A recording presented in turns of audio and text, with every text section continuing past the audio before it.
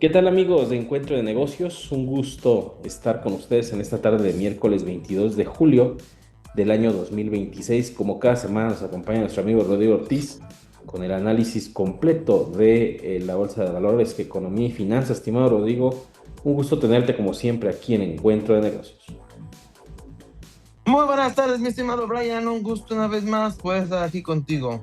Estimado Rodrigo, pues hay muchas noticias en el mundo corporativo sumamente interesantes, destacando mucho sobre esta compañía Alsea, que aglutina a varias marcas aquí en México, y también algo que está preocupando nuevamente, la situación en Medio Oriente, ahora con posibles escenarios complicados con los hutíes en Yemen y el posible bloqueo en el estrecho de Almadén. Vamos a hablar sobre ello y sobre el impacto que podría tener en el comercio. Bueno, vamos a la cápsula de hoy, Mundo Cripto, de la cápsula Mundo Cripto, pero vamos a seguir con la cápsula Marketing para Todos y regresamos aquí al arranque de Encuentro de Negocios.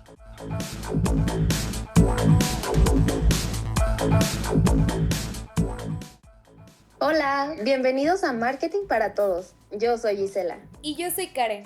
Hoy vamos a hablar de cómo fidelizar clientes con estrategias sencillas en tu emprendimiento. Tip número 1. Agradece siempre.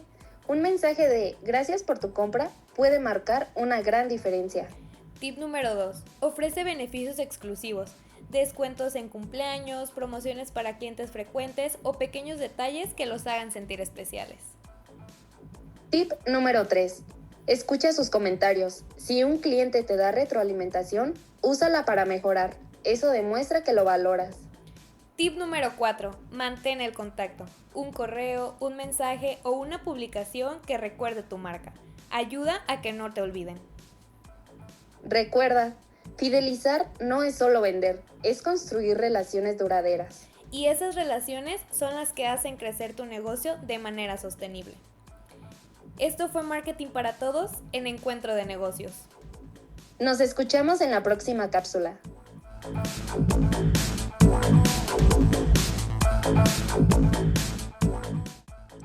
Y continuamos en Encuentro de Negocios. Estimado Rodrigo, pues una semana pues que se empieza a agitar en los mercados. Hay muchas noticias, por lo menos en la parte de corporativa aquí en México. Cuéntanos. Así es, mi estimado Brian. Tenemos 3 noticias corporativas principalmente esta semana bastante interesantes. Primero, resumen rápido en la Bolsa Mexicana de Valores. La Bolsa Mexicana de Valores sube 1.82% esta semana bastante positiva, llena de ánimo. Mientras que en Estados Unidos el Dow Jones baja 0.99, casi el 1%, estimado. Contrastes entre Estados Unidos y México sobre el desempeño. Ahora, 3 noticias corporativas importantes, estimado, que vamos a ir platicando una a una, poco a poco. Primero, por ahí han escuchado que en Estados Unidos actualmente se estaba corriendo una bacteria de la ciclosoporiasis, la cual estaba generando una diarrea en los estadounidenses, más de 200 casos. Y por ahí es interesante porque todavía no se detecta qué la está causando, pero el común denominador está haciendo restaurantes de Taco Bell. ¿Y por qué es una noticia importante? Entonces, los días Taco Bell tiene algo, pues las primeras investigaciones arrojaban que habían sido unas lechugas que provenían desde México. O sea, el proveedor tenía su fábrica aquí en México y que desde aquí de México estaban proveían esas lechugas que estaban causando la enfermedad. Posteriormente, dicha investigación se dio, no fue de esa manera, entonces quedaron libres,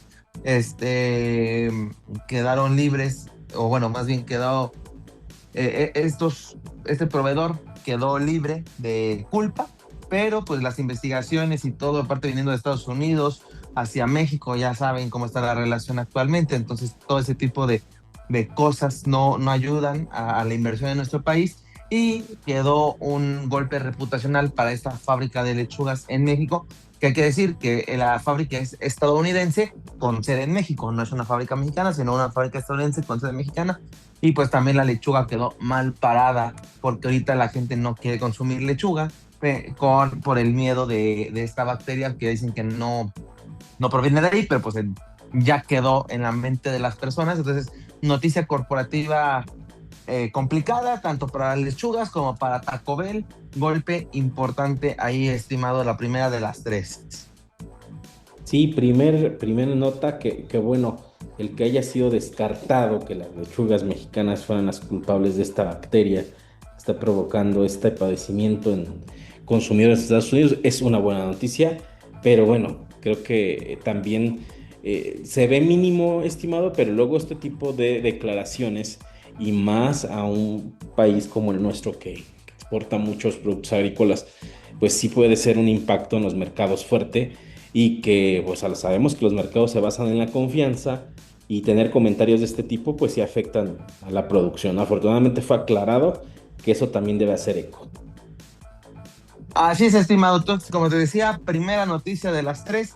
La segunda también está bastante interesante, donde la fusión de Warner Brothers con Paramount, una juez en los Estados Unidos marcó que por el momento se pusiera en stand-by, se pusiera en pausa. Por el momento no va a permitir que se concretara cuando tanto Paramount como Warner Bros. Esperaba que esta compra ya estuviera lista para el día de ayer, incluso el día 21, entre 21 y 22, porque hay una cláusula en el contrato de que en caso de no concretarse la compra, en esa fecha iba a empezar una multa diaria para Paramount por así que por no terminar la compra. Entonces, ahora de por sí Paramount se endeudó en gran escala para poder hacer esta compra por la cuestión de liquidez que se necesitaba, y parece ser, estimado, que no será suficiente. Va a necesitar más dinero, y para empezar que le suspendan que la jueza suspenda esta instrucción, pero pues por lo menos se estima que va a durar 14 días, entonces bastante complicado el panorama actualmente para Paramount, estimado. Sí, y esto lo platicamos en su momento, pues la pelea fue férrea con Netflix, que Netflix estaba dispuesto a comprar Warner, después se decidieron por Paramount. Bueno, es una cuestión sumamente interesante porque hasta tenía tintes políticos. O sea, en el caso de los conglomerados afines a Donald Trump, querían que esta fusión con Paramount se diera y no con Netflix. Entonces, habrá que ver qué matices empiezan a tocar más, porque también el tono político en las campañas en los Estados Unidos empieza a subir, y parte de esto forma parte también de este escenario. Entonces, esperemos, aquí yo llegamos a platicar y siempre mencionaba que la fusión con Netflix provocaría un monopolio y que afectaría mucho a las salas de cine, porque Netflix proponía incluso que las producciones llegaran nada más a estar 17 a 19 días en la cartelera, y eso afecta a la industria del cine. Entonces, creo que la fusión que es la compra que se estaba haciendo por parte de Paramount, la veo más centrada a que esa industria siga todavía en auge. Pero bueno, esta suspensión podría llegar incluso, estimado, a que nuevamente tenga que existir otra oferta, que pues bien, Paramount se endeudó, pero bueno, habrá que ver que la intención de Netflix también estaba en ese mismo tenor, estaba endeudándose para poder lograr esta fusión. Así es, estimado, y también un dato interesante que justo dices, parte del miedo era que Netflix generara un monopolio. Sin embargo, lo que esta juez está diciendo es que esta fusión va a generar un monopolio, porque va a controlar más del 35% de las películas, entonces que por ahí va a generar un monopolio.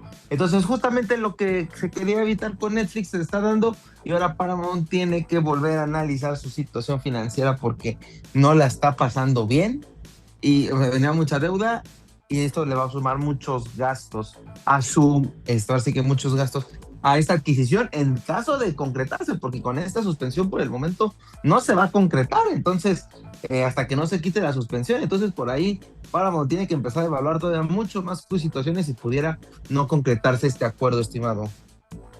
Así es, estimado. Y pues hay una tercera noticia en el mundo corporativo muy interesante. Alsea aquí en México, estimado, y su bajada en bolsa. Así es, estimado, una noticia que incluso da ahí un poco de nervio, de miedo, bastante complicada para México, el contexto, hay que dejarlo claro. Alsea, que sobre todo la situación, estimado, es que Alsea perdió 52% de su margen operativo. Muchos podrán decir que, pues, ¿eso qué significa? ¿Qué pasa? Alsea logró aumentar sus ventas de manera general, mismos restaurantes, 2%, pero el rendimiento que obtuvo por eso, o sea, sus ventas aumentan 2%, pero su beneficio, o sea, sus utilidades, EBITDA, fue 52% menos. ¿Cómo es posible esto? O sea, bueno, sí, es claro, justo lo vamos a explicar, ¿no? ¿Cómo es posible? Pues sus costos aumentaron, estimado. Esto nos habla de que las ventas que está generando Alsea están siendo ventas subsidiadas. ¿Qué le llamo yo ventas subsidiadas? Ventas con descuento. La gente está dejando de comprar el café de la mañana, la gente está dejando de comprar la pizza para compartir. Ahora una disculpa, porque para los que no sepan, Alsea maneja de los principales restaurantes de cadena en México, franquicias de Estados Unidos como es Starbucks, Burger King, Domino's Pizza. Este es su principal negocio.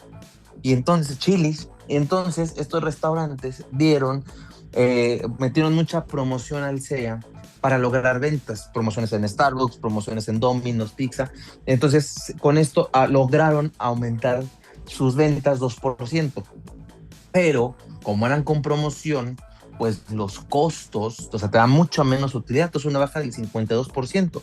Y entonces Alsea, al ser una empresa de consumo, nos ayuda a medir el termómetro de la economía mexicana, cómo se encuentra la economía en esos momentos, y la gente está empezando a dejar de gastar en su café de la mañana, está dejando de gastar en esa pizza para compartir con la familia, para salir con los amigos, está cambiando esos hábitos. Entonces iban por un Starbucks, ahora van por un café al Oxxo. Si compraban la pizza en Domino's Pizza, ahora van y compran una pizza congelada, que son más baratas. No es que esté dejando de consumir el producto, simplemente están buscando sustitutos más económicos.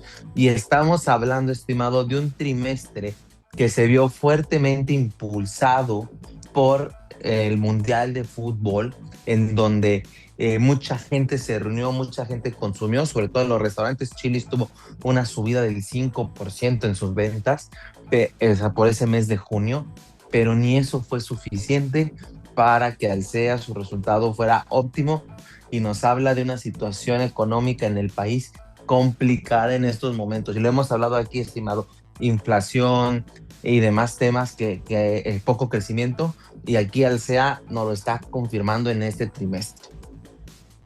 Sí, estimado, creo que es ese termómetro de estas compañías que muestran, o bueno, con sus resultados y con su información financiera de cómo se comportan, muestran cuál es el comportamiento de consumo en México. Y bien lo dices tú, a pesar de que existen diferentes estrategias de marketing para vender, el notar que el consumo del mexicano empieza a alejarse de estas marcas, no es netamente por un cambio de marca, sino es por buscar probablemente el ahorrar un poco más, el gasto hormiga, de recortarlo un poco y abstenerse a lo mejor de ciertas compras, ¿no? Que ese comportamiento de consumo lo empezamos a notar cuando hay situaciones económicas, y ahora si lo trasladamos a lo micro, y si incluso lo analizamos desde nosotros mismos, pues que cuando la gente tiene sus finanzas un poco más ajustadas, apretadas, su presupuesto se ajusta y este tipo de consumos pues empiezan a alejar de momento, y eso es lo que podría estar probablemente influenciando a los consumidores a alejarse de estas marcas y comprarlas, porque pues bueno, al final de cuentas, por ejemplo, el que va a la oficina y toma un café, pues prefiere tomar el café de la oficina y llevárselo de Starbucks, ¿no? Entonces son cuestiones que sí marcan algo que pueda estar pasando y que habrá que analizar más adelante, estimado.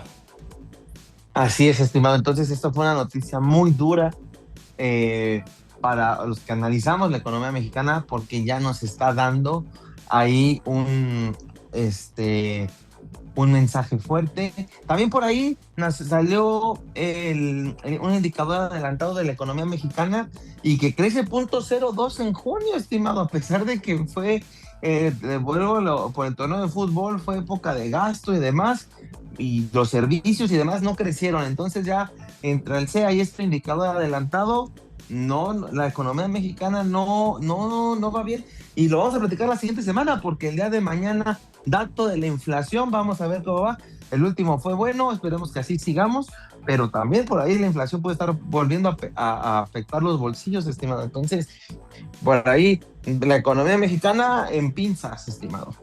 Así es, estimado, en la lupa tendremos ese análisis la siguiente semana sobre lo que diga pues los indicadores de la inflación. Vamos a la cápsula Mundo Cripto y regresamos aquí a la parte final de Encuentro de Negocio.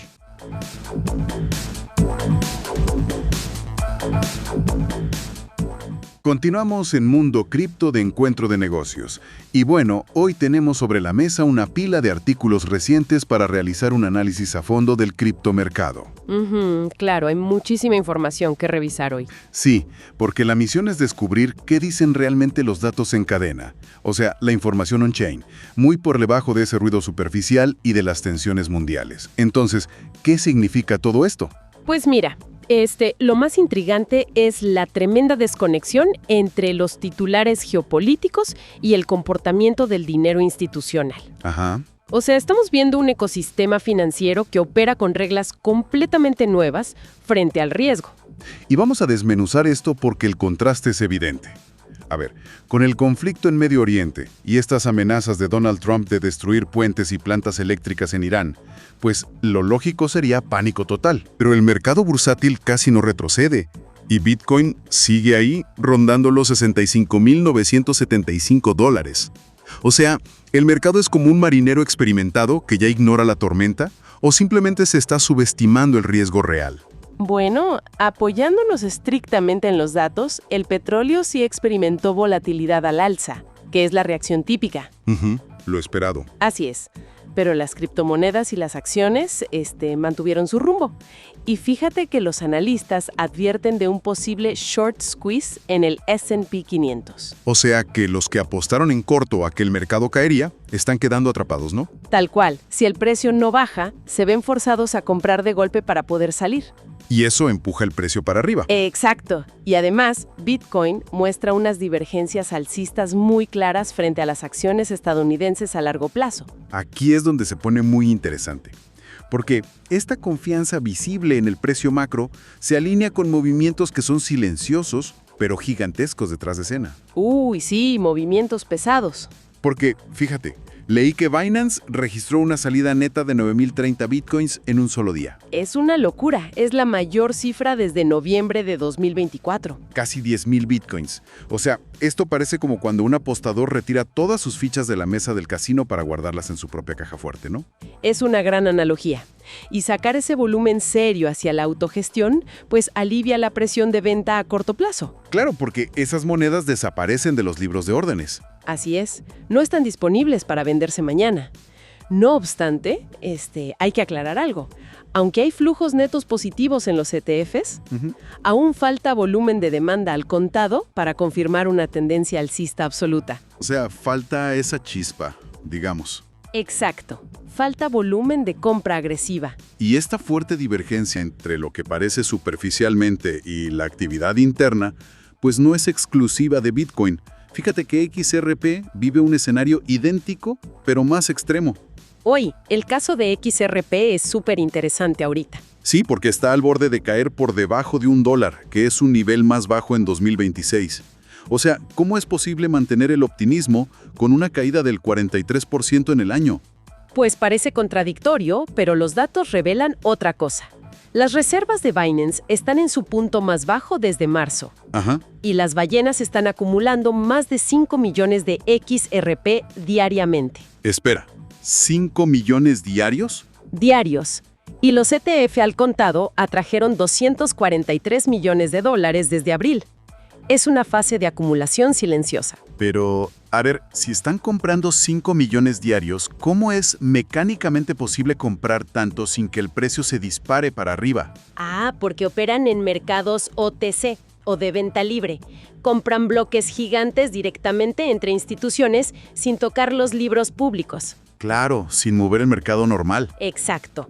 Básicamente absorben en silencio las ventas de pánico de los minoristas, preparando el terreno para rupturas mayores. O sea, usan el miedo del inversor común como liquidez barata. ¡Qué locura! Así opera esto. Lo que me deja con una reflexión final provocativa para analizar después. Es posible que la acción lateral y las caídas de los precios actuales sean solo un espejismo que oculta la mayor fase de acumulación institucional de la historia. ¡Wow! ¡Qué buena pregunta para dejar votando! Bueno, regresamos con Brian y Rodrigo y nos escuchamos la próxima semana en Mundo Cripto, aquí en Encuentro de Negocios.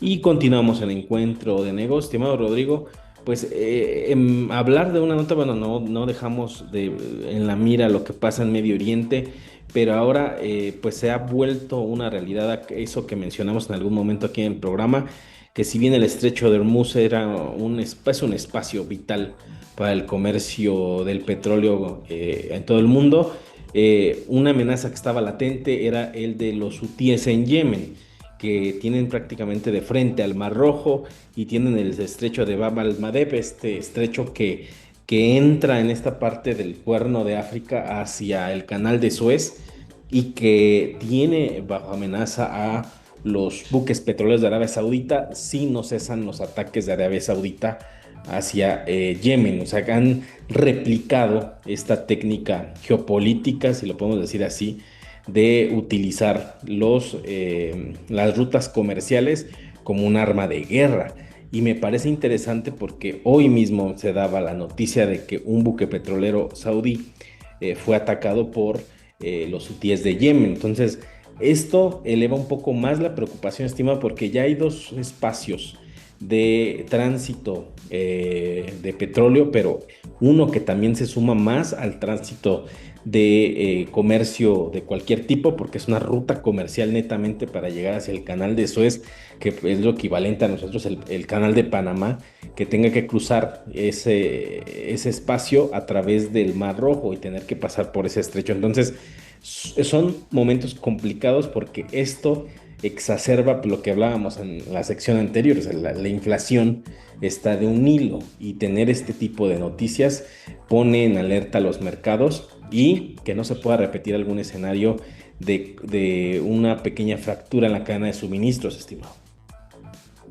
Así es, estimado, una situación complicada ahí en el canal, donde incluso pues se ha hablado, ¿no? Que si Donald Trump dice que va a cobrar, que no va a cobrar, ruta marítima, precios del petróleo por encima, o sea, siguen subiendo, no hay acuerdo, se dice que hay acuerdo, que no hay acuerdo. Entonces, una cuestión bastante complicada geopolítica, y que incluso esto me recuerda un poco a la memoria que los precios del petróleo han subido, dado este hecho, pero que ayer se estaba hablando que Pemex no los está capitalizando, que o sea, Pemex no se está beneficiando de estos precios del petróleo tan altos al vender el petróleo. Dato curioso ahí, pero realmente eso, complicado lo que está pasando, estimado, sin acuerdo, Donald Trump manejando la situación como gusta,